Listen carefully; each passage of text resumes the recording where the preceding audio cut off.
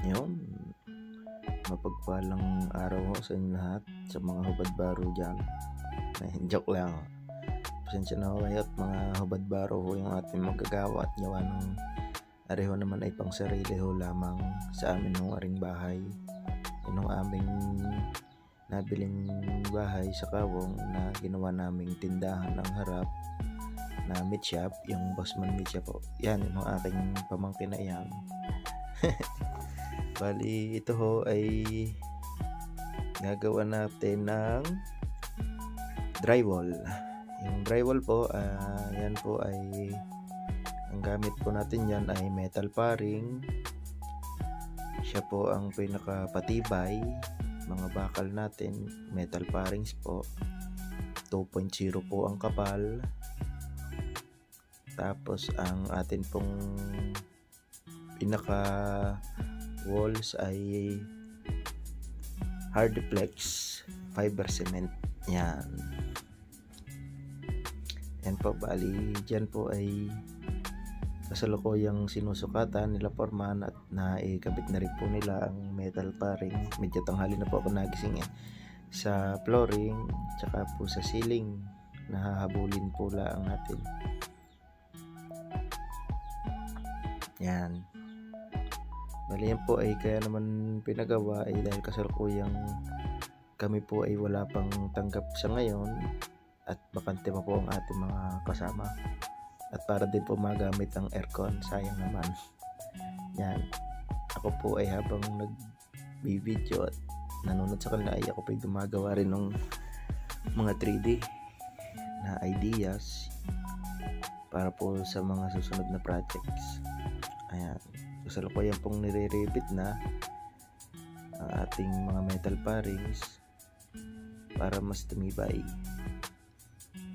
Ayan po talaga yung aming diskarte.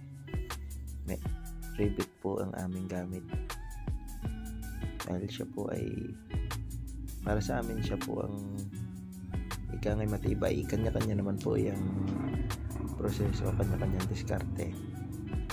Ito pang project na ito ay inabot lamang ng 2.5 araw kasama ho ang pag-i-install ng ating glass and aluminum sliding tsaka swing door.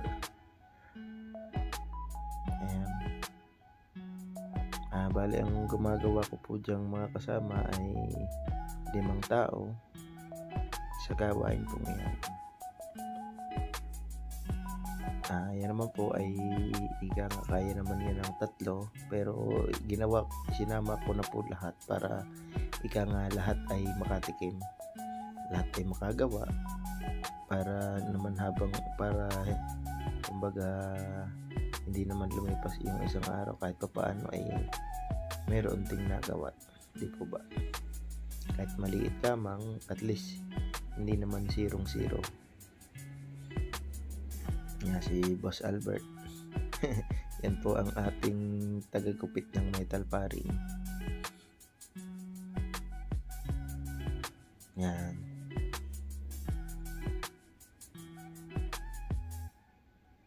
Ito po naman ay para magamit yung aircon dahil nagpa-install po kami ng aircon, kaso nga lamang hindi natin nagamit ng ayos at sayang naman dahil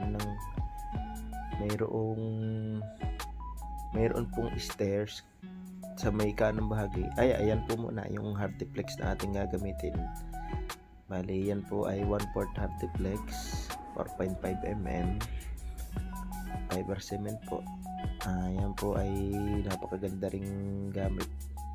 Ito po pala ay sa sampayan dahil nagpa-assemble rin po ang mama ng kanyang sampayan. Yan pong bahay na yan ay kasama rin po sa amin nabili yung half cement, half concrete, half sawali na yon. Bali sa 2.5 days po kasama na po yung pag-assemble ng sampayan. Ayan, dito po ang pasok. Bali yun po ay sa likod, tapos pag dumiretso po kasi harap na, doon po yung aming tindahan, connected po sa bahay. Kasalukuyan po ay puro mga pahiga na po ang ating ini-install na metal parings. Ayun po, mabalik po ako. Meron po diyang hagdan na open. Dahil po ito ay 2-story na sinaunang bahay po. Concrete po rin yung baba. Yung walling niya ay siguro mga 1/2 ay concrete, tapos ay kahoy din ang pataas, tapos ay yung flooring ng second floor niya ay kahoy din, mga good lumber siguro, hindi ko pa nakikita po pero ayun nga, para magamit po yung aircon na yun, yung kulay puti, ay naggawa po kami ng separate na room para po magamit dahil sobrang init na rin po sa tanghali, dahil kami po ay tabing highway.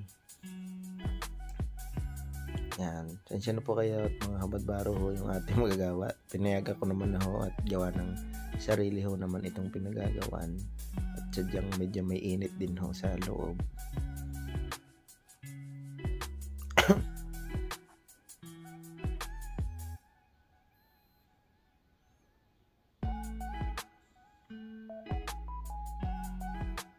Yan, yan po ay ginugupit na ni Boss Ambet, mga metal paring, para pag sinalpak ay saktong-sakto lamang.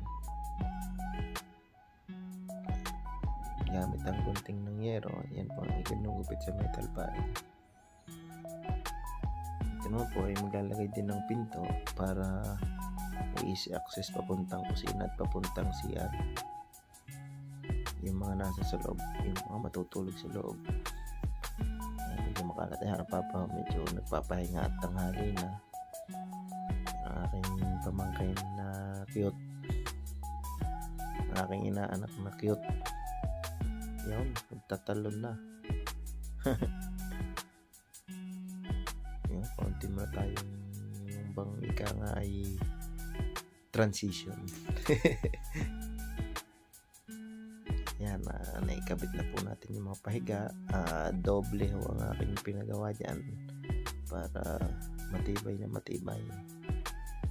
Sa halip po na single paring lamang ang ating mga pahiga, ay double paring po pinilagay ko dyan. Yan.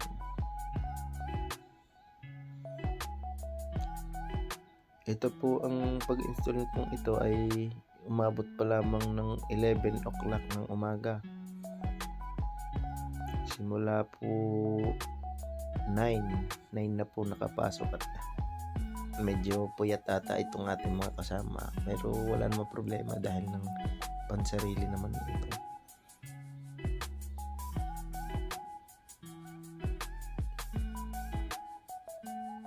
Yan. Ayan, nag-i-install na po tayo ng Hardiplex metal, ang ating fiber cement. Ang brand po niyan ay Hardiplex. Yan po ay fire resistant o fireproof. Hindi naman siya agad, hindi ka ma-sure kung fireproof o fire resistance pa lamang siya, pero siya po ay medyo, sa pagkakaalam ko, ay may tibay pagdating sa apoy, hindi basta-basta nasusunog. Yan po kadalasang ginagamit din sa mga kisame, yan, sa mga para maitago ang rope. Bukod sa cladding ay yan po ay ginagamit din, tapos pinipinturahan na lamang. At pwede rin po siyang exterior dahil siya po ay kapag nabasa, ganun pa rin. Hindi po katulad ng iba na kapag nabasa, hindi po katulad ng kahoy na kapag nabasa ay kumbaga nagiging parang libro ng mga plywoods natin. Yan po ay kahit mabasa, ganun pa rin po yan, Hardiplex pa rin. Ganun pa rin po ang sukat, hindi po nataba. Kaya kahit sa exterior po, siya po ay nagagamit din. Kahit mapapansin niyo po yung mga restaurants katulad ng McDo, sample lang naman po yung McDo, puro fiber cement po rin ang gamit nila, lalo na pagdating sa second floor nila. Puro ganyan po ang wall nila kahit sa exterior. Bukod sa bubog ay ganyan po ang walls nila. Kung papansin nyo, kung may makikitaan po kayo na naggagawa ng McDo, pansinin niyo po, panel per panel po ang pagkakapit din nila ng Hardiplex, tapos metal framings lamang din po. Pero matibay, lalo na kapag ito po ay ating na skim coat at napinturahan, yan, lalo na po ang tibay niyan. Tuwing kukupas, pipinturahan na lamang po natin. Pagdating naman po dyan, skim coat ang aming gagamitin kung halimbawa magka-budget, dahil ng medyo mahal-mahal po kapag yung silicone. Sa mga McDo po, sa mga restaurants, ang ginagamit po nila ay, kakaalam ko, ay silicone, rubber silicone. At dahil yan naman po ay sa loob ng bahay, kaya okay na po dyan ang skim coat, lalo na sa mga duktungan.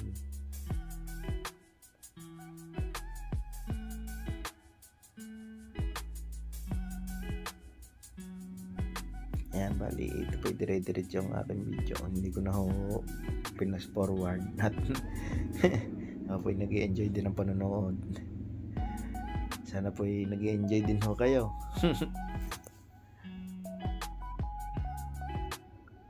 Ayan, nagre-ribbit na ho ang Kuya Alan.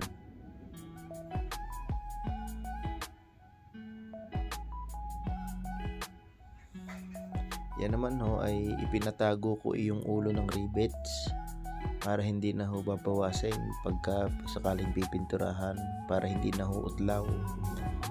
Pinalubog-lubog ko ho ng kaunti sa Hardiplex para ho wala nang iga-grinding yung ating magpipintura. At mas nga ay yan ho ay may tibay dahil nang hindi na ho babawasan yung ulo dahil nakalubog na. Hindi naman ho siya sobrang lubog, kumbaga sa kapal ng ating Hardiplex, 1/4 po ang kanyang lubog. May natitira pa rin pong 3/4 na doon naman po ang nakapatong ulo niya, para po siya ay malinis at hindi utlaw. Ang diskarte ho ay binutas muna natin ng may ulo ng rivets na nakalagay sa ating drill bit, para ho medyo magkapuwang ang ulo. Ay, ito nga ho pala, dito ay gumagawa na tayo ng ating mga sliding doors tsaka swing doors na gamit ay aluminum, glass and aluminum. Nag-open na rin ho pala tayo ng counting shop ng Glass and Aluminum Works. Ito po ang counting mga gamit na pang-umpisa, ika nga. At tayo ay nagbabakasakali na baka tayo ay uuna din sa pagka-glass and aluminum. Yan, sa ngayon may mga pagkakaunti pa ho lamang tayong tanggap, pero hari nawa po ay dumami rin ang ating customer. Yan, tayo ay nagkumpleto ng gamit, at para ho kapag mayroon dumating na project ay magagawa ho natin agad. Iba-iba ang kumpleto ho agad eh. Ayan, tapos na ho ang ating pag-install. Yan na po, tapos na po ang install natin ng Hardiplex. May drywall na po tayo, pati po yung ating sliding, tsaka ito pong swing door. Ito pong design na ito ay original design ko po. Ayan, ayan po, itinatawag kong alpha. Kung sakaling magustuhan nyo, pwede nyo pong sabihin na yung alpha na design yun ang inyong nagustuhan. May masabi po namin sa inyo ang price. Yan po loob. Yung bintana, pinasarado ko na rin ho ng Hardiplex para walang kasingaw-singaw ho yung ating aircon. Yan, kabit na po lahat yan, nagagamit na. Pati itong aircon natin. Ayan ho ang ating sliding. Ano po, ayan, hindi ko lang ho naipakita sa inyo yan po ang mama medyo nagpapahinga at sa maanlasa ho niya ngayon, sobrang init ho siguro. Hindi ko lang naipakita sa inyo yung test ko kapag ako'y gumagawa ng sliding. May 2 fingers test po kami. Kailangan yung sliding ay kaya niyang buksan yung pinto gamit lamang ang ating dalawang daliri at hindi tayo gumagamit ng ganong kalakas na persa. Yan po natin. Yan po. Maraming salamat po. God bless po.